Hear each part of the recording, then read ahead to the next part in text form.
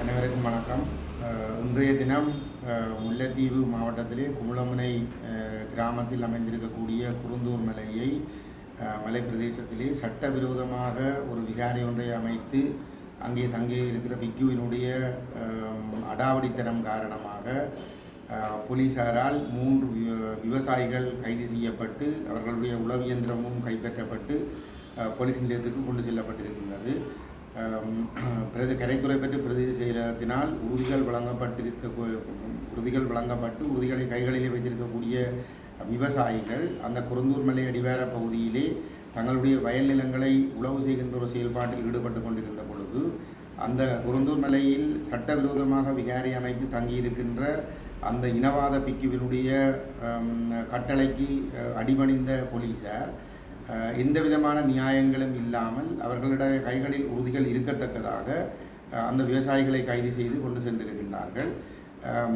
இந்த சம்பவத்தை நாங்கள் மிகவும் வன்மையாக கண்டிக்கின்றோம். உடனடியாக அந்த விவசாயிகள் விடுவிக்கப்பட வேண்டும்.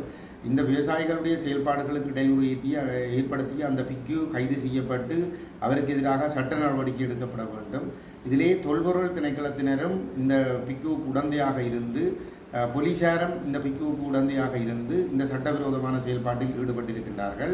ஏற்கனவே ரணில் விக்ரமசிங்கே ஜனாதிபதியாக இருந்த பொழுது முல்லைத்தீவிலே நடைபெற்ற கூட்டம் ஒன்றிலே வவுனியாவிலே நடைபெற்ற கூட்டம் ஒன்றிலே வர்த்தமானி அறிவித்தலின் பிரகாரம் குருந்தூர் மலைக்கு 79 ஏக்கர் காணிகள் சொந்தமானதாக இருக்கிற பொழுது மேலதிகமாக கையகப்படுத்தி வைத்திருக்கிற 390 ஏக்கர் காணிகளும் உடனடியாக பொதுமக்களிடம் கையளிக்கப்பட வேண்டும் என்று சொல்லப்பட்டிருந்த நிலையிலே இன்று கிட்டத்தட்ட 2.5 வருடங்கள் கடந்துள்ள நிலையிலே இன்று வரை அந்த காணிகளை சட்டவிரோதமான முறையிலே அந்த குருந்தூர் மலைக்கு சொந்தமானது என்று சொல்லிக் கொண்டிருக்கின்ற அந்த பிக்குவினுடைய அடாவடி காரணமாக இன்று இந்த விவசாயிகள் அப்பாவி விவசாயிகள் கைது செய்யப்பட்டிருக்கின்றார்கள்.